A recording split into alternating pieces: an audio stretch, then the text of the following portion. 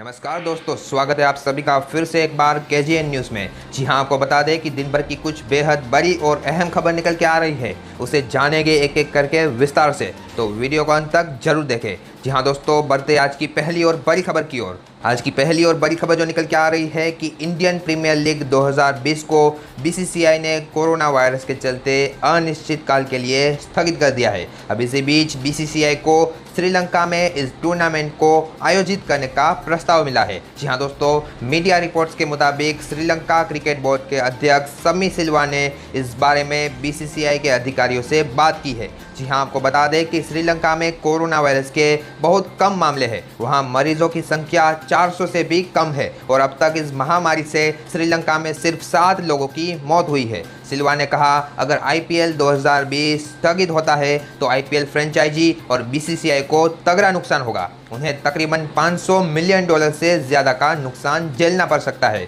तो ऐसे में इस लीग को दूसरे देश में आयोजित किया जा सकता है, जैसा कि उन्होंने साल 2009 में किया था। जी हाँ, आपको बता दें कि साल 2009 में आईपीएल साउथ अफ्रीका में खेला गया था। श्रीलंका क्रिकेट बोर्ड के अध्यक्ष ने कहा, अगर हमें बीसीसीआई की ओर से हाँ में जवाब मिलता है तो हम उन्हें हर ज़रूरी चीज़ उपलब्ध कराने की कोशिश करेंगे। क्रिकेट बोर्ड के साथ साथ श्रीलंका का स्वास्थ्य विभाग भी हर संभव मदद देगा। जी हाँ, इसी के साथ बढ़ते हैं अगली बड़ी खबर की ओर। अगली बड़ी खबर जो निकल के आ रही है कि फ्लाइट टिकट कैंसिल कराने पर अब मिलेगा पूरा पैसा वापस। जी हाँ दोस्तों, विमान मंत्रालय ने विमान कंपनियों को रिफंड को लेकर एक एडवाइजरी जारी की है। इस एडवाइजरी के तहत अगर किसी यात्री ने लॉकडाउन की अवधि के दौरान किसी भी घरेलू या अंतर्राष्ट्रीय उड़ान के लिए टिकट बुक कराया है तो एयरलाइंस उन्हें फुल रिफंड के तौर पर वापस पैसे देगी। जी हाँ, आपको बता दें कि ये रिफंड केवल उन्हीं टिकटों पर होगा जिन्हें 25 मार्च से 14 अप्रैल के बीच में बुक किया गया होगा।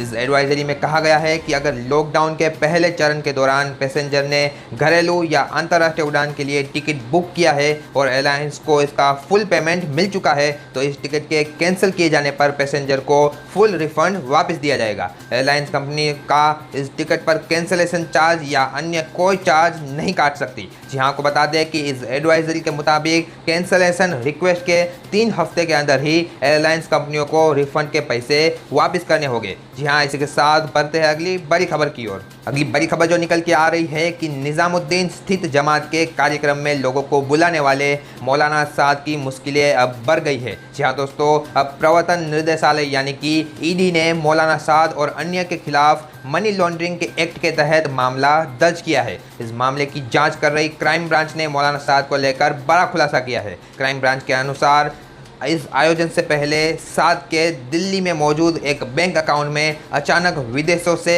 बड़ी मात्रा में चंदे के नाम पर रुपए जमा हुए हैं। इस मामले में पुलिस ने मौलाना साद के सीए को बुलाकर पूछताछ की थी और मौलाना साद से मिलने की बात कही थी, लेकिन सीए ने कहा था कि मौलाना बड़े आदमी है और वे ऐसे किसी से नहीं मिलते। जी हाँ, आपको बता दें कि अब क्राइम ब्रांच को मरकज के ट्रांजैक्शन पर शक है और क्राइम ब्रांच इस ट्रांजैक्शन का हवाला कनेक्शन तलाशने में जुटी हुई है। इससे पहले मौलाना साद का अकाउंट जिस बैंक में है वहां से भी उसे ऐसे ट्रांजैक्शन पर रोक लगाने की हिदायत दी गई थी। बैंक ने साद को इस संबंध में 31 मार्च को सूचित भी किया था, लेकिन ऐसा नहीं हुआ और ये ट्रांजैक्शन लगातार जारी रहे। जी हाँ, इसी के साथ बढ़ते हैं अगली बड़ी खबर की ओर।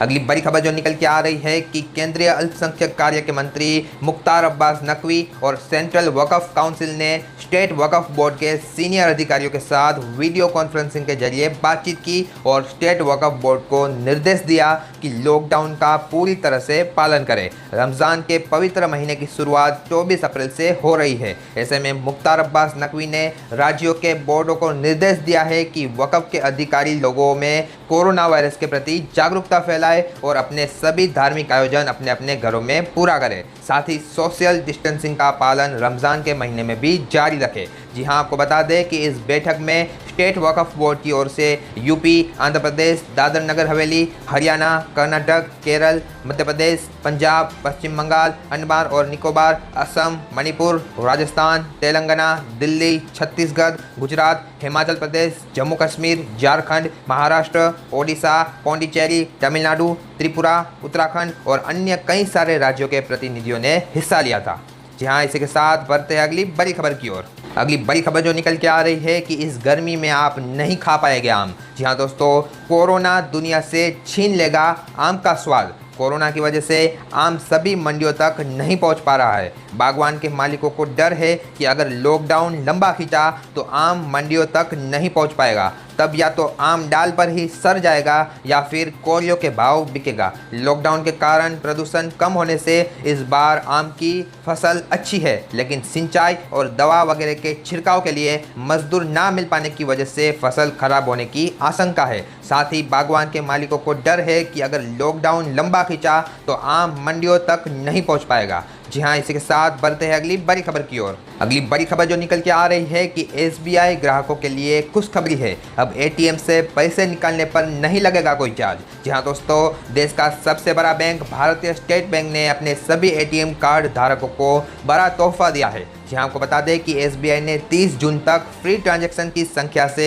अधिक ट्रांजैक्शन होने पर लगने वाले एटीएम सेवा चार्ज को माफ करने का निर्णय लिया है। एसबीआई ने ट्वीट कर ये जानकारी दी है कि 24 मार्च को वित्त मंत्री द्वारा की गई घोषणा को मद्देनजर रखते हुए भारतीय स्टेट बैंक ने 30 जून तक मुफ्त लेन देन की अधिक संख्या के कारण एसबीआई के एटीएम और अन्य बैंक के एटीएम पर किए गए सभी लेन देन के लिए एटीएम सेवा चार्ज माफ करने का निर्णय लिया है। जी हाँ, आपको बता दें कि कोई भी बैंक कुछ ही संख्या में एटीएम की फ्री ट्रांजैक्शन सेवा हर महीने अपने ग्राहकों को देती है, लेकिन जैसे ही फ्री ट्रांजैक्शन खत्म होता है बैंक आगे के ट्रांजैक्शन के लिए पैसा काटना शुरू कर देती है। ज़्यादातर बैंक 5 से 8 फ्री एटीएम ट्रांजैक्शन देती है। इसके बाद बैंक निर्धारित किया हुआ चार्ज वसूलता है। एटीएम ट्रांजैक्शन चार्ज की बात करें तो state bank of India saving account पर 8 फ्री ट्रांजैक्शन देता है, जिसमें 3 ट्रांजैक्शन का उपयोग आप दूसरे बैंक के एटीएम के लिए भी कर सकते हैं। हालांकि कई छोटे शहरों में एसबीआई 10 फ्री ट्रांजैक्शन सेवा भी देता है। यहाँ फिलहाल इस वीडियो में इतना ही। देश दुनिया की अहम और बड़ी खबर आपको कैसी लगी हमें कमेंट करके ज़रूर बताएं। अगर वीडियो पसंद आया हो तो इसे दिल से लाइक और शेयर जरूर कर दें और चैनल को सब्सक्राइब करना ना भूलें। देखते रहिए केजीएन न्यूज़।